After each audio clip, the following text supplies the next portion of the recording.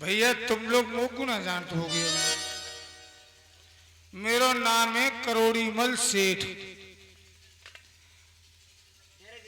पैसा देवे को है मेरो काम, पर एक आदत है, एक बार दे दूं दोबारा जरूर लूं। हाँ, ये बात सब सुन लियो। मत कोई लेवे को आ जाए, दे तो दूंगा, पर एक बार जब तुम लोग को लौटा दिए तो दोबारा फिर लूंगा। या इससे मेरा नाम करोड़ीमल सेठ है। ऐसे ही एक तेल है रघुआ, 500 रुपये ले गए छोटी छोरी की शादी में। छोटी छोरी की शादी में रुपये ले गो, मैंने 500 रुपये दे दिए, लौटाल तो दिए।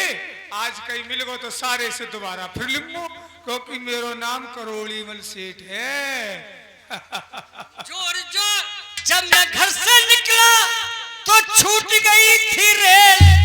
जोर जोर से आवाज लगा रहा, तेल ले जी तेल, मेरा तेल ले लो, मेरा तेल ले लो, मेरा तेल ले लो। अरे सेठ जी जय गोपाल की। तेल लूं के तो पेल दूं? सरकार सेठ जी मैं तो तेल बेच रहा हूँ। ना पेलो मत ना। अगर तुम्हें तेल चाहिए 2-4 किलो तो तेल ले सकते हो। मेरे रुपया मोदे। रुपया? हाँ, तुम्हारे रुपया? मेरे रुपया। सेठ जी लेकर भूल जाते हैं तुम कैसे? काम कर अपना, सारे बता रहा हूँ मैं। मैंने तुमसे रुपए ले तो लिए। तेरे सब झींगा झाड़ दूंगा हैं। अरे मेरी भी सुनना हो। हाँ, कि जबर मारे और रो बंदा दे, कि रुपए दे। मैंने माना अपनी बेटी की शादी में तुमसे 500 रुपए उधार लिए हैं? शाबाश। तो वो रुपए 1 महीना के बाद मैंने तुम्हें वापस ना दिए। तेरी माँ को कोड़िया मारू, तेरी को ना तो। अरे तू दे दे वो। लेके भूल गए, मैंने रुपए तुम्हें दे दिए। तेरी देन की औकात क्यों ना है? अरे सारे क्यों खाकम खा की बात कर रहे रघुआ? तो पे 2 वक्त की रोटी पैदा रह रही, तू 500 दे दे वो तेरी माँ। अरे सेठ जी कैसी बातें कर रहे हो? मैंने मेरी गरीबाई का मजाक उड़ा रहे हो। मैंने तुम्हें रुपए दे दिए।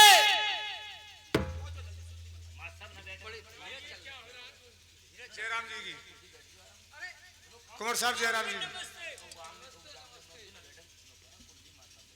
क्या हो रहा है ये? अरे कुंवर साहब, जे अपनी छोरी की शादी में मुझसे रुपए ले बिका आयो। अच्छा, 500 रुपया मैंने दे दिए, हाँ, आज तक वापस ना किए। दे दो। बाबूजी इजाजत हो तो मैं बता सकूं आपको। 500 रुपए लिए वैसे आप ये बताओ। ये पैसे वाले हैं, ये तो कर्जा देते ही रहते हैं ना आपने लिए या नहीं? मैंने भी इनसे 500 रुपए लिए। दे दो। बाबूजी अरे सुनो तो बाबूजी, मैंने अपनी बेटी की शादी में इनसे 500 रुपए उधार लिए। 1 महीने के बाद मैंने इनके रुपए वापस कर दिए। वापस कर दिए? अब आज मैं कुछ दिनों के बाद इन्हें मिलाऊं, लगभग हो गए 6 महीने। तो ये कह रहे हैं कि वो रुपए दे मेरे। बताओ, जब मैंने इनके पैसे दे दिए तो अब कहां से दूं? गलत बात, ये बात गलत है। अब मैं मना कर रहा हूं तो ये मुझे मारने को तैयार है। नहीं सेठ जी, देखो ये गलत है ना। डंडा दिखा रहे हैं। अच्छा तुम बताओ कुंवर साहब, तुम्हें विश्वास है कि मैं बेईमान हूँ? आज तक नहीं करे। मेरा नाम करोड़ीमल है, मैं 500 रुपए बेईमानी करूंगा या नहीं करे, नहीं करे। अरे तेरी बेईमानी करूंगा? नहीं, ये गलत बात है। हम खड़े हैं और आप मार रहे हैं। आज तो ये डंडा दिखा रहा है, कल को बैंड में दिखाएंगे। नहीं, ये गलत बात है। ये आपकी आदत, देखो आपकी शिकायत कई के मिल चुकी है, क्योंकि आप इन्हें दिखा रहे हैं और भी कई तेलंगु सारे रामविलास और राजेश भजा दे तुमने मेहनत के चक्कर में। अब तुम एक काम करो, अब हमारे साथ चलो भैया के पास, महाराज के पास चलो। चलो चलो चलो चलो भैया, जय हो मेरे सिद्ध बाबा महाराज की। देखो परमात्मा करे अच्छो ही करे भैया। अब ये महाराज के पास ले जा रहे हैं। महाराज मोकू वो इज्जत दे हैं कि पूरे शहर में काऊ को ना दे। बराबर में कुर्सी पर है मेरी, तो बताओ वहां तो मोकू मिले ही जाएंगे। चलो बाबूजी चलो। जय हो। अरे महाराज के जीवन की जय जयकार हो। चिरंजीव रहो। सेठ करोड़ीमल, इन्हें मिले करके आया हूँ भैया। विक्रम, ये हमारे शहर के प्रतिष्ठित साहूकार हैं जी। इनका नाम करोली मल है। पहले इन्हें आसन दिया जाए। एक काम करो रघु, रघु। कुर्सी उठा करके लाओ सेठ जी के लिए। दे दियो भैया कुर्सी। देखिए भैया, रघुमल सेठ में सेठ करोली मल, ये दोनों एक साथ कैसे आए हैं? रघु बैठ जाओ भैया। हाँ आप बैठ सकते नहीं, आप भी यहाँ बराबर में बैठिए। कोई बात नहीं, हमारे यहाँ सब प्रजा को समान समझा जाता है। देखिए ये जो सेठ जी हैं, हाँ। इन्होंने रघु के लिए 500 रुपए दिए थे। रघु कह रहे हैं वो पैसे मैंने वापस कर दिए। ये कह रहे हैं वो पैसे मुझे वापस नहीं दिए। इनका ये झगड़ा है, आप इनका न्याय करो। पहले रघु देखा, तुम खड़े हो। महाराज ने मुझे कुर्सी दी है तो यार यहाँ तो अपन हमारी ही चलेगी।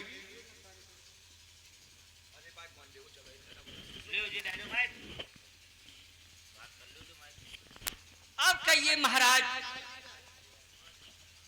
तुम्हारा शुद्ध जो नाम है वो हम गंगू तेली के नाम से जानते हैं। हाँ, गंगुआ तेली कहते हैं मुझे। नहीं, ये एक राजा के मुंह से किसी का गलत नाम लेना अशोभनीय भाषा होती है। गंगू तेली, ये बताइए क्या तुमने हमारे सेठ करोली मल से कभी 500 रुपए लिए थे? हाँ महाराज, मैंने इनसे 500 रुपए लिए थे। सुनिए, तो आपने इतनी बड़ी गफलत क्यों की? किस कार्य के लिए थे? मेरी बेटी की शादी थी। शादी को कितना समय हो गया? शादी को हो गए लगभग 8 महीने हो गए। 8 महीने? हाँ। तो 8 महीने में तुम इनके पैसों की व्यवस्था नहीं कर सके? महाराज, मैंने इनसे 500 रुपए लिए अपनी बेटी की शादी में। अच्छा।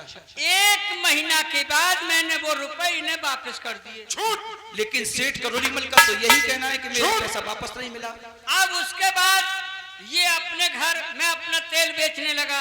अब 7 महीने के बाद आज ये दोबारा फिर मिल गए तो मुझसे ये कह रहे हैं, वो तेली हमारे पैसे दे, पैसे दे। तो मैंने कहा पैसे तो मैंने तुम्हें दे दिए। शांत हो जाओ, जितना पूछा जाए उतना बोलो। क्यों भाई सेठ करोली मल महाराज ये सत्य बोल रहा है?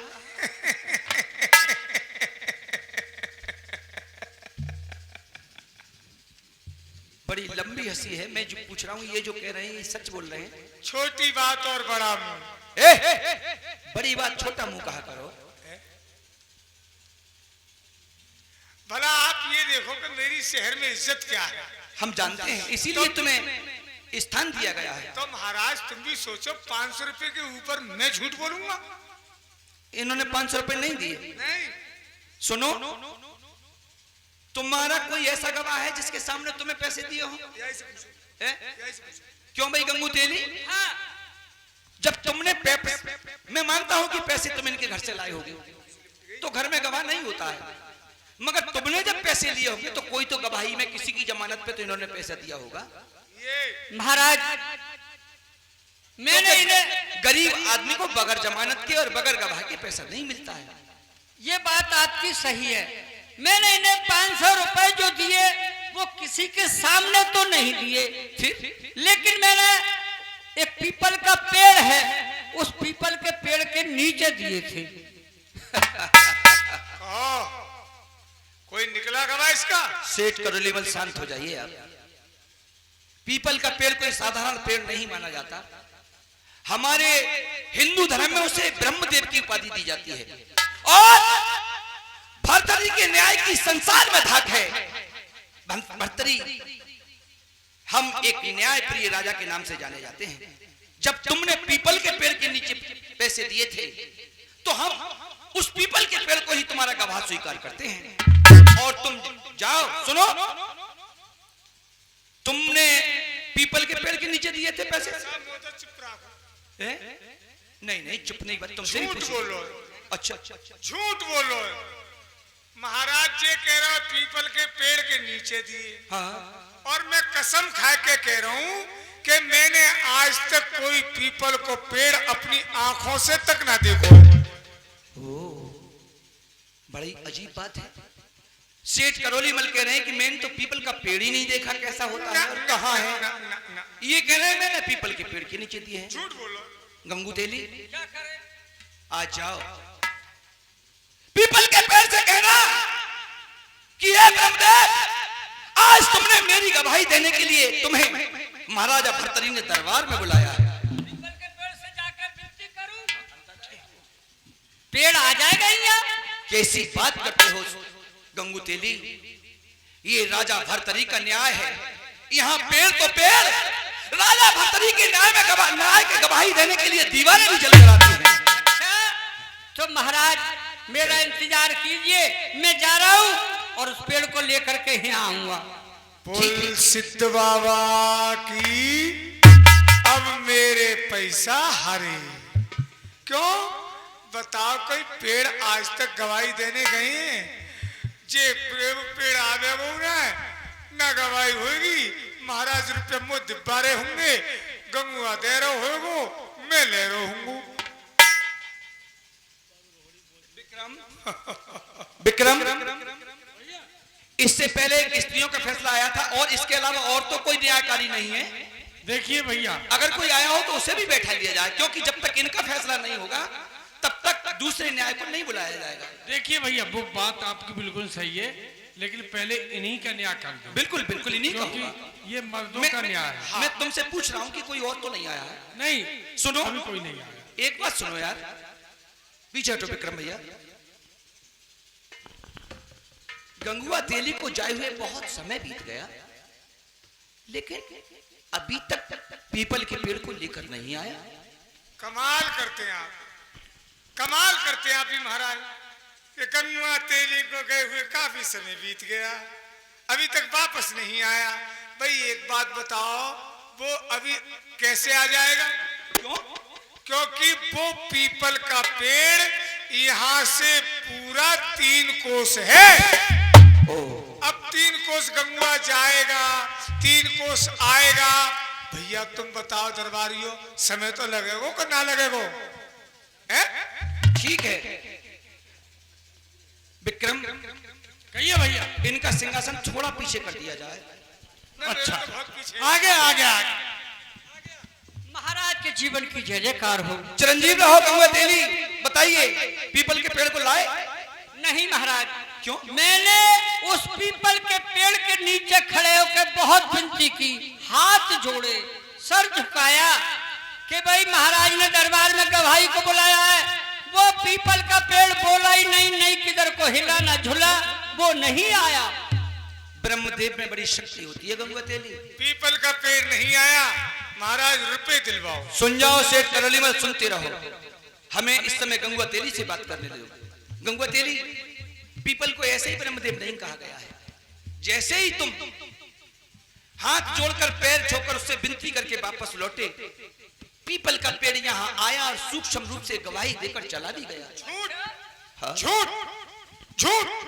हम तो ये सोचते महाराज भर्तरी कभी झूठ नहीं बोलते हैं, लेकिन तुम लोग देख रहे हैं भैया, सभी के सामने इतना बड़ा झूठ बोल रहे हैं कि पीपल का पेड़ यहाँ आया और गवाही दे करके चला गया। सेठ करोलीमल, हमने तो देखो ना। सेठ करोलीमल, भर्तरी के न्याय में दूध का दूध और पानी का पानी अलग किया जाता है।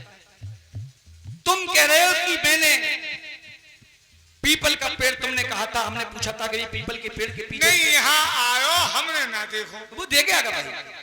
सुनो भैया, तुमने देखो है झटका के बोलेगा। हाँ सुनिए सेठ करोलीमल, जब हमने कहा था कि भाई काफी समय हो गया और गंगुआ तेली नहीं आया, तो हमारे कान तुम्हारी ही वाणी पे तंबू की तरफ थे। तुमने कहा था अरे महाराज भी कितने बेवकूफ हैं, यहाँ से 3 कोस की दूरी पर पीपल का पेड़ है, जब गंगुआ तेली जाएगा फिर वापस आएगा और पहली बात तो पेड़ आएगा ही नहीं। तुमने पहले बयान में ये कहा था कि मैंने तो वो पीपल का पेड़ देखा ही नहीं, कहाँ है और कैसा है। जब तुमने नहीं देखा तो तुम्हें ये कैसे पता चल गया कि पीपल का पेड़ 3 कोस दूरी पर है? सेठ करोलीमल, तुम एक साहूकार और प्रतिष्ठित सेठ हो, इसलिए हम तुम्हें कोई प्रताड़ित करने वाला शारीरिक दंड नहीं देना चाहते। तुम्हारे सम्मान को ठेस पहुंचाने के लिए आज भर्तरी के राज इन पर 1 कौड़ी का जुर्माना किया जाता है। एक कौड़ी को, एक हजार को, 1000 को। अरे सेठ करोलीमल, 1000 तो क्या, मैं जानता हूँ 1 लाख को, मैं जानता हूँ 1 करोड़ को। मैं जानता हूँ कि तुम 5 करोड़ का भी जुर्माना अदा कर सकते हो, लेकिन 1 कौड़ी को ना। लेकिन 1 कौड़ी का जुर्माना क्यों किया गया है? क्यों? जिस सेठ करोलीमल को हमारे राज दरबार में बराबर पर कुर्सी पर बैठा ला जाता था, हाँ। और आज उस पर 1 कौड़ी का जुर्माना इसलिए किया गया है कि आज से तुम्हारी हैसियत, तुम्हारी औकात सिर्फ 1 कौड़ी की रह गई है। खड़े हो, कहाँ से? कुर्सी से खड़े हो जाओ। कुर्सी ना छोड़ोगे। ऐसा ना हो कि हम विक्रम से कोड़े बरसा कर तुम्हें खड़ा कर दें। कुर्सी ना छोड़ोगे। नहीं छोड़ोगे ना। जाओ, ये कुर्सी भी हमारे इस दरबार लायक नहीं रही। तुम जैसा बेईमान बैठा है इस कुर्सी पर, इसलिए तुम से ये कुर्सी छीनी जाती है। महाराज के जीवन की जय जयकार हो। अब मैं जा सकता हूं? नहीं, ऐसे नहीं जाओगे गंगुआ तेली। हम जानते हैं कि तुम बहुत गरीब हो और बेटी के कर्ज में दबे हुए हो सकता है तुम पर और भी कर्ज हो। विक्रम, इन्हें राजकोष से सोने की 500 मुद्राएं देकर विदा किया जाए। चलो ठीक है, पहुंचो। बोलिए महाराज, महाराज की जय जयकार हो, जय जयकार हो, जय जयकार हो। विक्रम, दूसरा फैसला लेकर आओ। भैया, जो लेडीजें हैं बगीचे में बैठी हुई, वो दरबार में आ चुकी हैं। लाओ बुलाकर महिलाओं को। आइए। महाराज प्रणाम। प्रसन्न रहो देवी। कहिए, तुम्हें किसने सत्ता दिया? तुम क्या न्याय लेकर आई हो? मैं अपना बच्चा लेकर गंगा स्नान के लिए गई थी। मैंने इनसे कहा आप थोड़ी देर को मेरा बच्चा संभालो, मैं गंगा स्नान करूंगी। मैंने इनसे अपना बच्चा मांगा तो ये कह रही है मेरा बच्चा है, मेरे बच्चे को अपना बच्चा बता रही है। महाराज देवी, एक न्यायकर्ता का मतलब, असली सच्चा मतलब होता है कि वो एक तरफ की बात सुनकर न्याय नहीं करता। जब तक हम उस दूसरी औरत से नहीं पूछ लेंगे, तब तक हम तुम्हारा फैसला करने में असमर्थ हैं। बतलाइए, तुमने ऐसा क्यों किया? ये तुम पर आरोप लगाती हैं कि ये बच्चा मेरा है। नहीं महाराज, ये झूठ बोल रही है, ये बच्चा तो मेरा ही है। नहीं, मैं झूठ नहीं बोलती हूँ विक्रम, सच में बच्चा मेरा है। ये न्याय बहुत अटपटा है, क्योंकि ये महिलाओं का न्याय है। हम इसमें बहुत बुरी तरह से उलझ चुके हैं। इसलिए तुम इन्हें अपनी भाभी के पास ले जाओ। हमारी प्रिय पत्नी पिंगुला ही इसका फैसला करेगी। चलो भाभी के पास चलो, तुम्हारा न्याय हमारी भाभी करेंगे।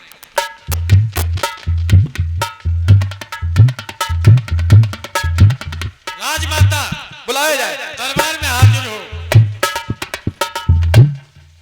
महाराज प्रणाम। सौभाग्यवती भक्त बुलाया। ये क्यों बुलाया? अरे, आज एक ऐसा न्याय दरबार में आया है जिसे करने में हम असमर्थ हो गए, क्योंकि ये न्याय महिलाओं से जुड़ा हुआ है। 2 महिलाएं हैं और एक बच्चे की दोनों दावेदार हैं। एक कहती है बच्चा मेरा है और एक कहती है बच्चा मेरा है। इसलिए तुम्हें बुलाया गया है कि महिलाओं का न्याय तुम ही सही कर सकती हो। इधर आओ, एक साइड में हो जाओ। विक्रम, इससे बच्चा ले लिए जाए। बच्चे को जमीन पर रख दो, हम इसके 2 टुकड़े बनाएंगे। एक टुकड़ा दोनों के लिए दे दिया जाएगा। इनसे एक एक करके मालूम किया जाए ये शर्त इन्हें मंजूर है या नहीं। देखिए, ये जो बच्चा है इसके हम 2 टुकड़े बनाएंगे। आपको ये शर्त मंजूर है? हाँ, मुझे ये शर्त मंजूर है। मंजूर। 2 टुकड़े। ठीक है, तुम्हें जरा देखिए, ये बच्चा जो आपके सामने रखा हुआ है, तलवार से अभी 2 टुकड़े बनाते हैं। एक टुकड़ा आपको दिया जाएगा, एक उसे दिया जाएगा। बोलो मंजूर है? नहीं, ये बच्चा इसे दे दिया जाए। इस बच्चे को मैं देख देख कर जीती रहूंगी। इसके 2 टुकड़े मत करो। देखा महाराज, माँ की ममता बोल उठी। एक माँ ने मने कर दिया और एक ने कह दिया कि इसे मार दो, बल्कि इसका नहीं, ये बच्चा इसी का है। माँ चाहे कैसी भी हो, अपने बच्चे को कभी नहीं मरवा सकती। ये बच्चा इसे दे दिया जाए। बाप रे पिंगला, तुमने बड़ा सही तरीके से न्याय किया कि ये किसी ने ठीक ही कहा है। देखो तो माँ की ममता को वो कितना लाज लड़ाती है, 9 मास गर्भ में रखती है, छाती का दूध पिलाती है, खुद तो सोती है गीले में, सूखे में उसे सुलाती है। क्या है माँ की ममता जो बलिहारी उस पर जाती है? ऐसी ममता को जो त्यागे वो पुत्र नरक का गामी है, पुत्र नहीं कुपुत्र है, वो कहलाता दूध हरामी है। पालने वाले का अधिकार ज्यादा होता है, इसका ही बच्चा है क्योंकि इसने मना कर दिया कि अगर मेरा बच्चा जीवित रहेगा तो मैं इसके पास से देख देख कर जीती रहूंगी। और ये एक निर्दयी महिला जो अपना झूठा दावा करती है। मंत्री महाराज, इसे कोड़ों की मार लगाकर इसे अरे सजा दी जाए। बुरी बात। क्यों? बच्चा उसका था, हाँ ये कब्जा कर रही। हाँ किधर आ? मुंह खोल।